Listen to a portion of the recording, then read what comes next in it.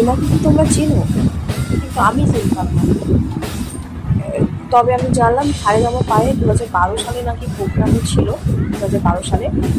তো গলা খুবই ভালো, মিষ্টি। তো তোমাদের সাথে এটা শেয়ার করলাম।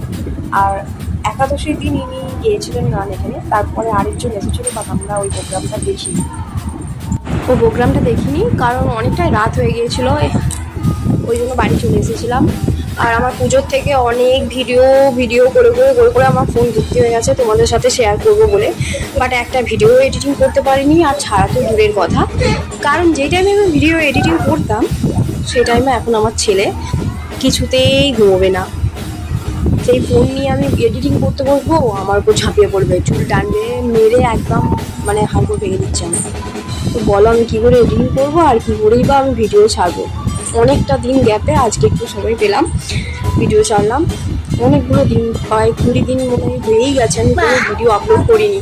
এতে দেখো আমি এখন ভিডিও এডিটিং করছি, ও জেগে আছে কিন্তু তাও আমি চেষ্টা করছি করার। আমাকে এখন মা মা বলে ডাকছে, ও ডাকছে, আমি যাই ওর কাছে। তোমরা তখন ওই গানটা শোনো, কেমন লাগছে বল। আমার তো খুব ভালো লেগেছিলো।